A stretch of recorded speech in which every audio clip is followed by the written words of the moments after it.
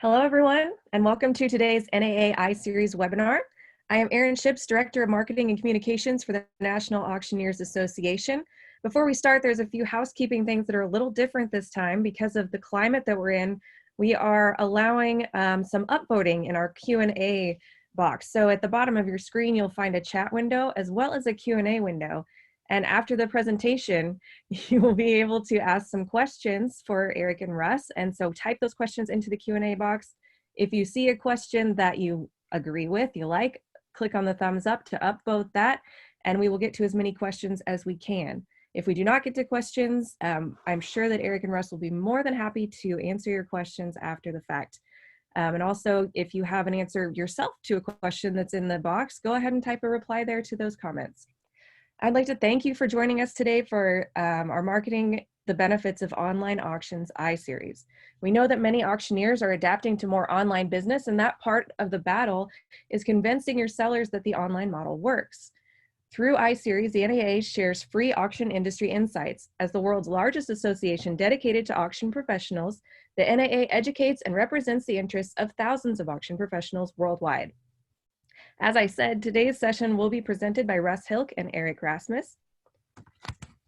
After starting an auction company and migrating it from live auction to online auctions, Russ Hilk sold his interest in the company. His next startup was WaveBid, a software as a service auction solution. Then WaveBid purchased Auction Services, a national marketing and web design company.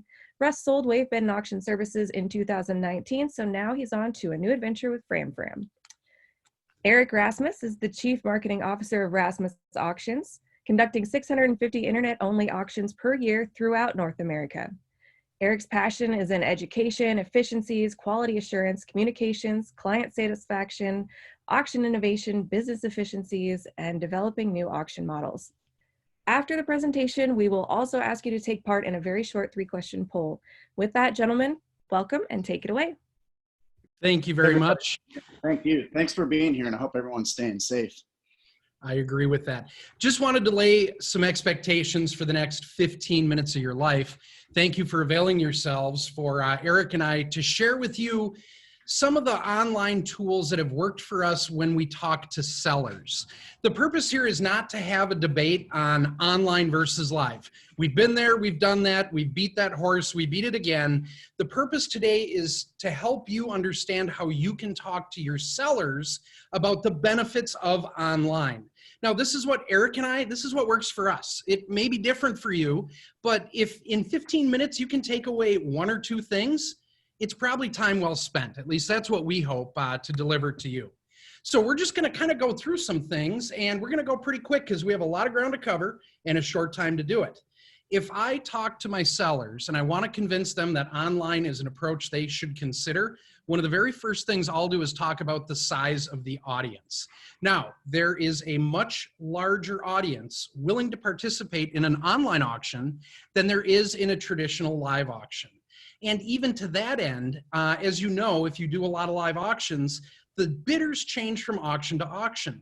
Maybe somebody wanted to go to that live auction, but they couldn't because of a conflict. Maybe it was too far away, or maybe they didn't see anything that interested them based on the marketing. When everything is online, your audience is exponentially bigger.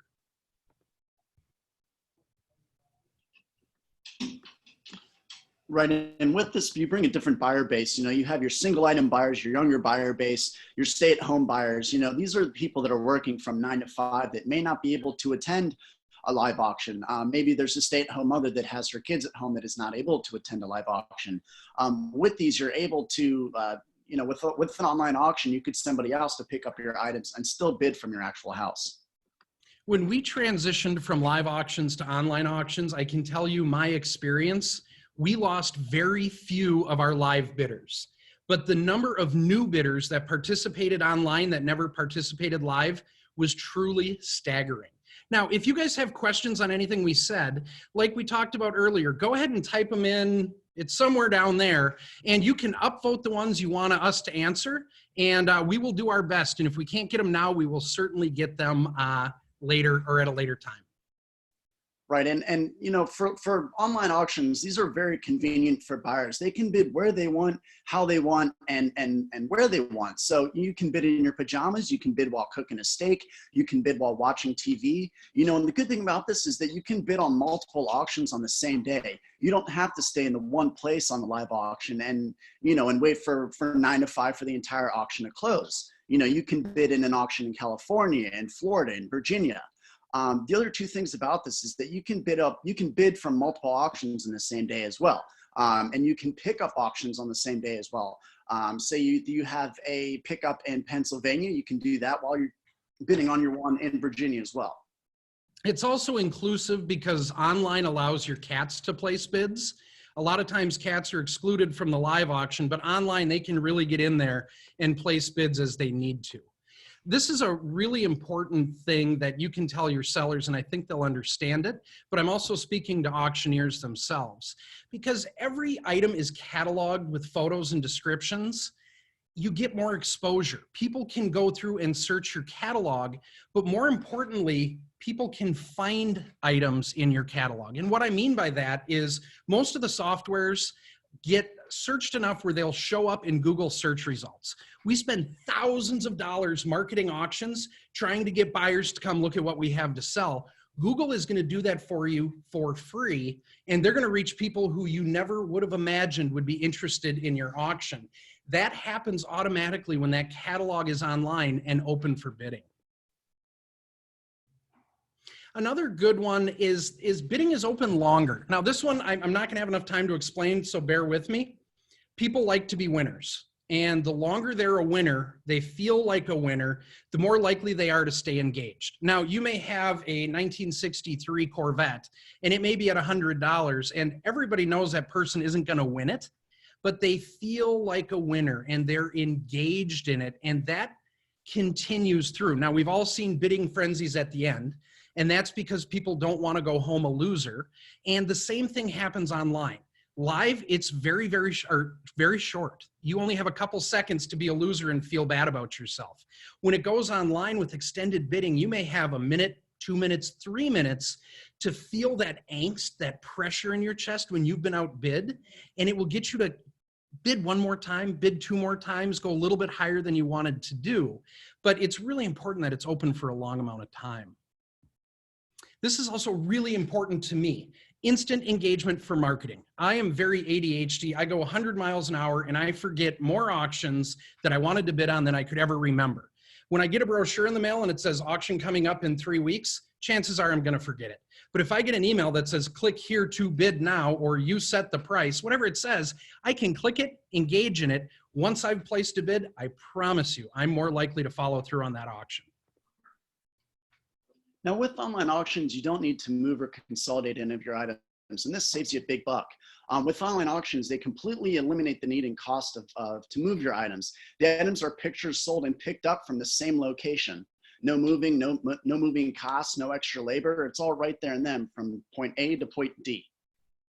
So the reality here is that you can save your seller money by not moving the items. That is more money in their pocket, and most sellers will understand and respond very favorably to that. Right, and again, what I was kind of talking about earlier is multiple locations. So your reach here can be ginormous with online auctions. You can reach buyers from all around from the nation, if not all around from the world, because they can access the computer anywhere and access your auction from any computer. Now you can combine small auction items together. You know, you never want to turn down an auction. You never want to say, sorry, that's not enough stuff. You know, but with an online auction, you can say, hey, Joe, you know, I know you only have a couple items or maybe one hot commodity item. Let me combine your item, your rotisserie oven with this other restaurant that I have going on. We'll make it seem like one big auction. The buyers don't know, you know, and the other seller knows, and it doesn't affect either of you because you're both gathering traffic from both of your websites. You know, and this is also able to sell from same day. You know, if this is a big data center or a big contracting place, you know, you have, instead of holding one auction here and then one auction there, you can hold them at the same time, have one auction from multiple locations and have the pickup whenever you want. So I sell a lot of industrial equipment. Plant auctions is typically what I do. And when you're in a plant, it's not feasible to move a bunch of machinery to one spot to then move it back to all the buyers. So being able to sell from multiple locations is going to allow you to approach those sellers who you wouldn't otherwise be able to service. Now, this one's a little tricky, but it does allow you to operate a smaller crew. If you were trying to make the point of an online auction to a seller, you can say something like day of sale expenses, such as your ringmen, your cashiers, your clerks, security, maybe you have people helping with transportation. All of those costs are eliminated because day of sale, everybody will be at home bidding on your computer. Now, before you blow me up on Facebook and say all sorts of other things, there's a little asterisk. I think it's about right there. What you should follow, so that's going to get their buy-in. They're going to understand they're saving money. You need to follow that up and say, there are other costs. We have to go in and photograph and describe every item. Luckily, there's software that helps make that faster and easier. And the other thing to consider is that finding people to take photos, it's relatively straightforward. If you're not dealing with high-end items, a lot of people can go into a house, take photos of the stuff, and either write descriptions or have descriptions written later from those photos. You're not talking about a top-of-the-line ringman or bid caller who are going to charge a premium for their service. You could get teenagers to do some of this stuff. This is also important for the industrial realm. If you do plant auctions, if you sell farm equipment, if you sell stuff that has high value, it gives bidders more time to gather relevant information so they feel comfortable bidding. I will buy a $100,000 machine all day long for $10,000, as will anyone. But to get people comfortable bidding at those higher amounts, bidding closer to that retail value, they need to make an informed decision. If your item is online with photos and a description, make, model, serial number, it's giving those bidders time to gather the information they need to take their bid from here to up here. With these, with live auctions, a lot of the times auctioneers only have a certain time frame where they can actually, excuse me, sorry for that, they can actually talk about their items. With these, it gives with having all of your items online, it gives the seller an opportunity to kind of review the descriptions for each of your items. You can always go back and add more information for your detailed descriptions, when it's all in one place for your reference. Russ was talking about going to research your items. With this, you can always go back to item 1355 and do more research on it, whether it's a car or an engine, and it'll create more value for you and your client. And again, to reiterate, it gives your client the ability to go back and actually review all of your descriptions. And that way, at the end of the auction, be like, hey, you reviewed it, I reviewed it, let's let it rip. There's nothing worse than having a seller come up to you after a sale and say, that tractor was a 2009 and you never even mentioned that when you were selling it. This makes the seller feel comfortable. If they're comfortable, they're going to sign up with you. So it's another arrow in the quiver so that you can help get the deal.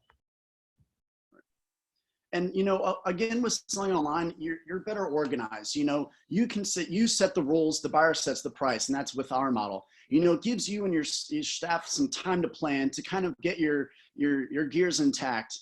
By selling online, everything will be organized before the sale. It doesn't have to be right after. You can keep control and you can develop that community without even seeing your buyers. You develop that online community, and this develops trust. Trust creates a community, and a community, relates to better sales. Well said, Erik. Here's one. We're auctioneers talking to auctioneers, and if we're talking about sellers, we've all heard this objection. I'm worried my stuff is going to get given away. Well, if I'm at a 12-hour live sale and there's only one more item I want and it's 2 hours away, I'm hopping in the truck and I'm out of there. That's just the reality. Standing for 6, 7, 8 hours, it's a lot to ask of people. Online, you only have to interact and engage when the item you want is being sold.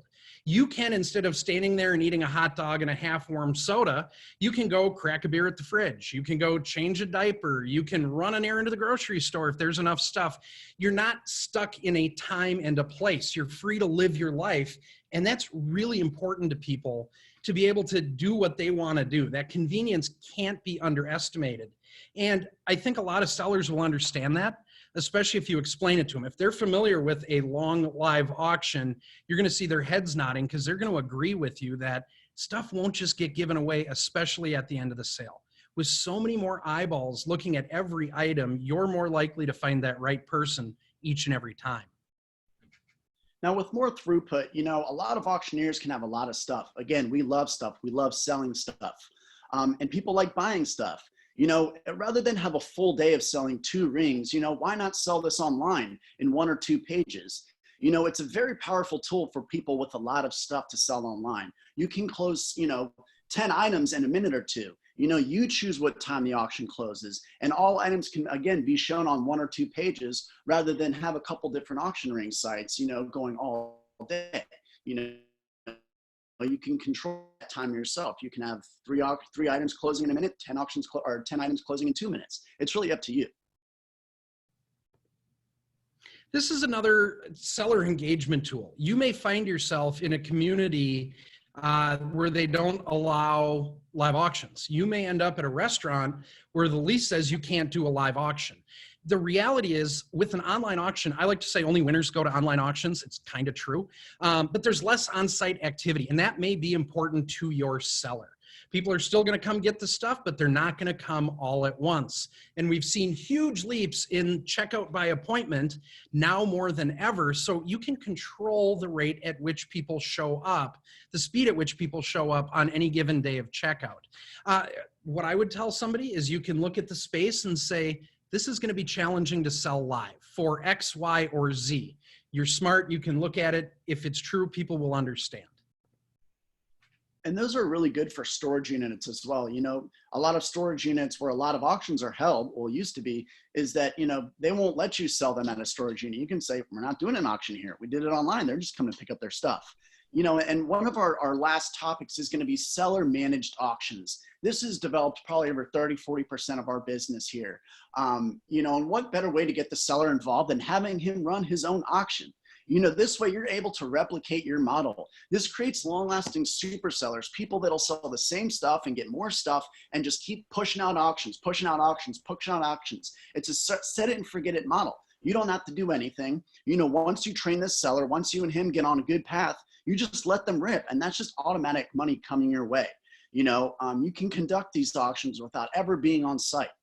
And it's a great tool, and I would really look into that for sure.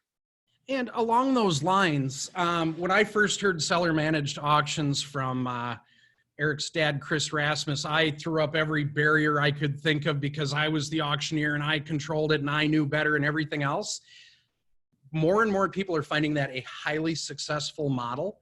And if we look at the current climate we're in, for a trusted seller, it's entirely possible for them to use one of these with a lot of the apps. There's multiple apps in the market right now that would allow for cataloging where you could train them in 5 or 10 minutes. And then as we see the market start opening up, you're not starting there. You have inventory ready to post and you can kind of prime the pump, if you will. It's a great topic of conversation to continue in the NAA Facebook group because there are a lot of people like Erik that are doing this incredibly successfully. Now, that was quick. And hopefully you took 1 or 2 things away, but I've found as the iSeries I've watched, I learn more in the questions than I do from the actual speakers because that's what people really want to know. So if you have a question, go ahead and type them in and rank them as you see fit. We're going to answer as many as we can as we have time now, but the conversation continues. This isn't meant to be 15 minutes, one and done. It's important to me as we come together as a community to help each other out now more than ever. So if you have questions, and the NAA, the fine folks there can address where the best place to ask those are. But in preparing with Erik, we both agree that of anything we can do to be a benefit, we want to do. So thank you for your time. And with that in mind, we're going to turn it back over to Erin and answer some of your questions. Thanks, Russ and Erik. Great presentation. We are opening the floor for questions. Hover over that Q&A box at the bottom of your screen and make sure you get your questions in. So our first question, well, actually, I'm going to answer Cammie's question first because it's easy and I can do it. We will have this presentation. It is being recorded, and so you can take all this information and create your own PowerPoints, your own presentations for your clients, your sellers, to relay these benefits to them in that way. So the first question for you guys, the biggest problem we have with online auctions is pickup. Many times We have only a few days to be off the premises. If a buyer is from the other side of the country, how do we get them with some type of assurance to work with us within our time frame? So a lot of the good thing about this is that anyone can pick up for you. You don't have to be the one picking up. Just send someone with your invoice and your proper credentials. All we require is the last 4 digits of their credit card, your ID, and your invoice. You can be in Africa, send an email over to the US and Michigan and tell somebody to go pick up your items on their behalf. And as long as they have the credentials, go ahead. It's a great question. It's something I think a lot of us deal with. We provide shipping. We like shipping. I charge a lot of money for shipping. And I say that right in the information a lot that I put in the middle of the catalog, so you can't say you didn't see it. Is it more work? 100%. Does it net us more money? 100%. Does it help cover labor? 100%. It's just overcoming that I don't want to ship it, I'm just here to sell it, which we did, and it helps keep a mouth fed on my team. Our next question is about benefit auctions or virtual gala auctions now in their infancy. Do you have any tips for those type of auctions? Nope. Nope. Most of what I sell is industrial and plant equipment. It's a great question. I'd actually love to see the answer. Hopefully that'll show up on Facebook. We did do another webinar with Misty Markham and Scott Robertson earlier, and we do have that on our website at auctioneers.org/COVID-19. So we do have a resource on benefit auctions there. So next question, in a seller managed auction, how do you handle catalog creation deficiencies? For example, not full disclosure, not consistent description writing, etc. So, sorry, my computer was jigging out a little bit. A great tool to use this, and there's plenty of tools to use for this. There's plenty of platforms, but one of them is FileMaker. You know, create something that is just a plug and play for your clients. You know, you can kind of train them. If they give you stuff that's non full disclosure, tell them you're going to have to refund that stuff. You know, and the buyer and the money's I'm going to keep all the commissions from it, and you're going to lose money from it. A lot of this is just, again, training your clients to get on that same page. If it's not right, hand it right back to them and tell them to do it again. And, you know, it seems harsh, but they'll get it. And Russ, did you have anything to add to that? Yeah, I've found that using a cataloging app, and there are multiple apps on the market, you can be kind of virtual with them. And if you set the expectation, if I know a machine is broken, I'm going to tell people it's broken because it's going to achieve a price of what it's worth. I'm not here to pull the wool over anyone's eyes. And that's what I tell sellers that I've engaged in taking photos or writing descriptions. And if you choose to do that, you will sell with Fram one time, and that's it. And chances are I'll end up refunding money because that's not the reputation I want to have. Right. And with this, you know, a good thing is you can always go back and with online auctions, you can look at what they're selling. And if you don't think there's adequate information, just by looking at the picture, you can go back into the catalog and, you know, stainless steel, 4-door on casters, you can create your own information on them there as well and tell them, you know, this is what you should be doing by example. All right, guys, are either of you doing simulcast auctions? If so, have you compared the results with internet bidding only, and maybe which brings more money if you're seeing that? I am not doing simulcast. In my last couple sales, I did a virtual cast. And simulcast, live audience, online audience, virtual cast, only online audience, but one item gets sold at a time. Now, the software that I used was through the Industrial Auctioneers Association, or the IAA. It's kind of a hybrid product where if the auctioneer wants to call bids, they can call bids. But if they just want to step back and sip on their Caribou coffee, they can do that too. And if there's no bids, that lot will automatically close. That sale for what we had to sell worked really well because we were able, it was a water bottling plant. We were able to combine components and sell as an entire unit. So it gave us more flexibility than you'd have in a timed sale. But in that case, in that scenario, to answer your question, it was about the same price-wise as far as what we got. You just had more options with the virtual cast. I'm going to pull a question from the chat really quick because I saw it in there and I think it's important. Most states require you to charge sales tax when you combine items from different sellers, as it is considered a consignment auction. Are you seeing that? We, in that scenario where it wasn't a single seller going out of business in the state of Minnesota, 100% we're charging sales tax. Okay, great. In a seller managed auction, how do you handle removal if items need to be shipped or trucked? I find sellers are not prepared for the removal process. We don't ship. I don't know about you, Russ. Oh, you do ship, but We love shipping. So for me, and I've been doing online for a lot of years now, all of a sudden you have all these new bidders that want to spend way more money than your traditional bidders did, but they need to kind of be brought along in the process. If someone calls up and says, or if somebody's ranting on Facebook and says, I had a new bidder and he paid twice as much as anyone else would, but now he doesn't understand what he's doing. Well, shame on you. Pick up the phone, explain to them the process. We have a list of vendors we use for loading machinery. They're called riggers. We have a list of shipping companies. We can help them choose. It takes more work, but the results in my mind are much better. And it grows that audience. And with that, you're going to have less experienced buyers. and you can also put that right in the detailed description of each item. Move It All is an available mover for this auction, or Atlantic Movers is an available mover for this auction. They're not typically your movers, but you're giving someone another option to where instead of saying tough luck, go figure it out, you're giving them some sort of movers that you've worked with once or twice that you trust. So it's not. Something else just to add, I noticed on my Uber app, they now have Uber pickup available in Minneapolis, Minnesota, which is you're Ubering a pickup. Just another option that would actually solve a lot of problems for the people that buy a couch or something like that, but don't have a way to get it. You're just expanding that bidder base by taking advantage of services like that. That'll be huge. All right, how do I find out more about seller managed auctions? I would say call Rasmus Auctions, right? Yeah, I'll tell you everything I know. And I would also, Rasmus has kind of pioneered that model, but there are a lot of companies that sell with affiliates. An affiliate isn't going to necessarily be a CAI trained auctioneer who went to Worldwide College of Auctioneering who can call bids from a stand.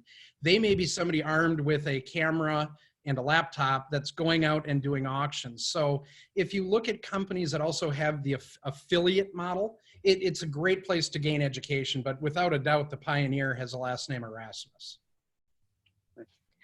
Great. And when you guys were talking about Uber, that reminded me there's a company that started in Kansas City that I would like to plug, and they're called Bungii, Bungii, and they started on that model of a friend with a pickup truck. So that's another resource for people. How do you handle buyers that bid then don't pay? We've never had that problem. We're very proactive after an auction. We will call bidders. We're also using checkout by appointment, which allows you to see who didn't make an appointment right away. Chances are that's where more of your problems are going to be. But at the end of the day, we resell it. We're not going to pout over spilled milk. If it was a good price, we're going to try to get a good price again. If it's something you can't move, you may try going to a backup bidder, which rarely works, or just peddling it and licking your wounds, but it's part of life. And a lot of this, and I mentioned this in the marketing summit that we had just a few weeks ago. And I do this, and it's harsh, and it's not, and it's it seems really bad to start. Turn your buyers off. Don't let them bid with you anymore, unless they have a really good excuse for not picking up. Don't let them bid with you. Don't get the point. Trim the fat. And then the next question: what softwares do you use to manage your auctions, if you're willing to share? I use Waybid. We have are blessed to have built our own software as of recently, but there's not just one platform that works. There's plenty out there. All right, next, speak to Google a little more, please. We have done live and online using other platforms, i.e. Live Auctioneers Invaluable. We find we are in a situation to move to online only due to Hurricane Michael.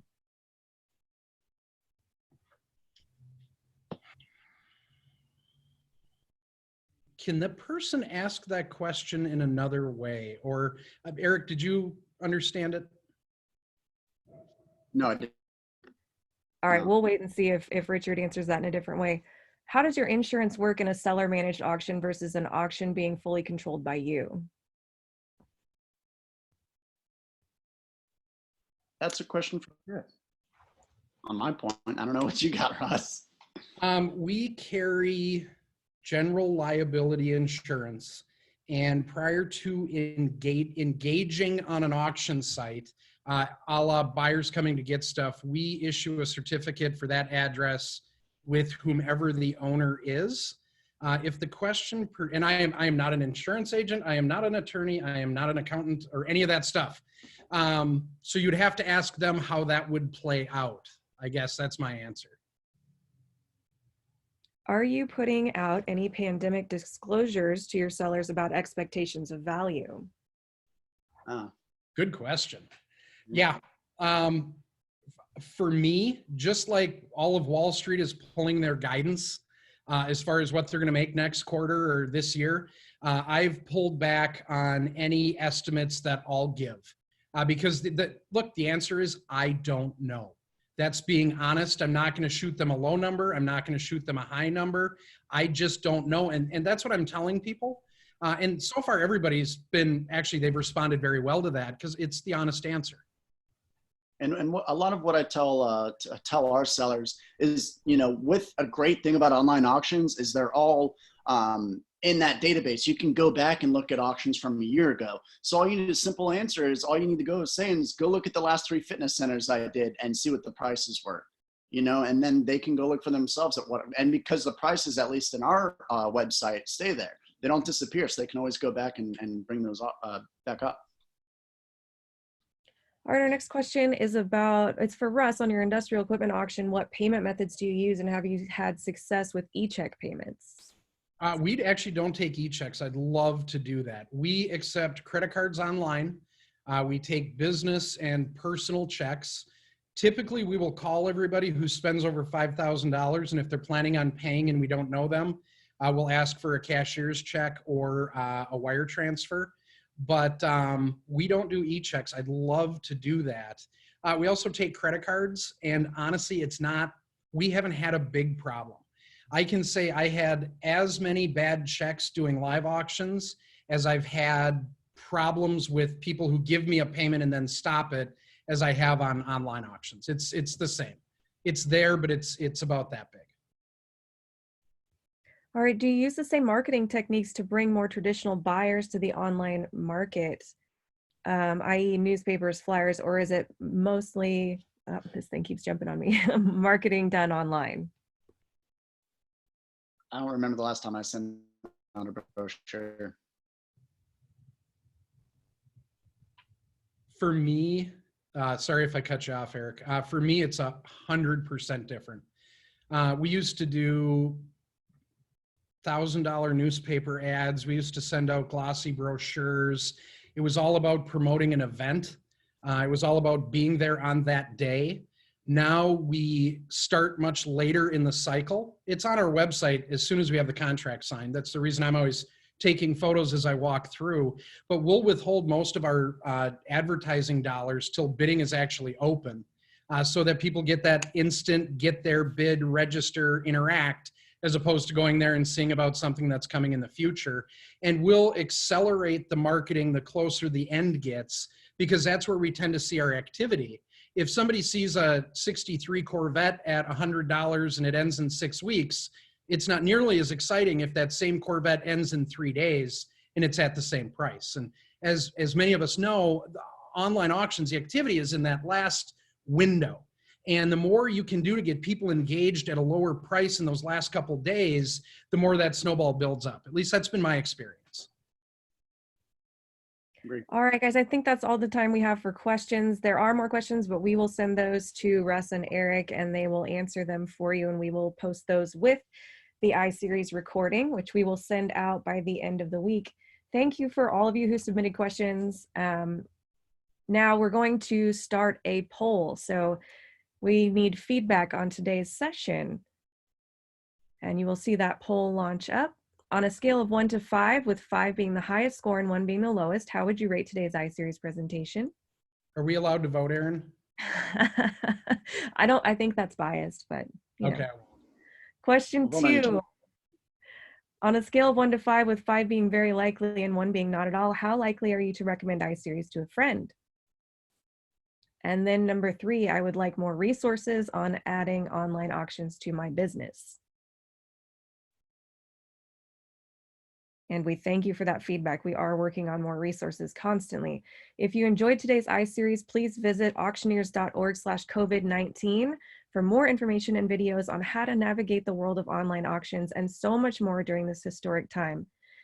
As we close, you will receive that link to today's webinar emailed by the end of the week. And again, you can adapt this information for your sellers pretty easily. It's such a great presentation. In addition, current NAA members can log in and access iSeries archives at auctioneers.org/iSeries. Your next iSeries webinar will be Wednesday, May 6th, and will cover bid calling skills. As always, please be sure to tell your friends. We will send specific information on that in the near future. Thank you again to Russ and Erik for sharing your insight today, and thanks to all of you for taking part in NAA's iSeries. That concludes today's webinar. Have a great day and stay safe out there. Be healthy, everybody.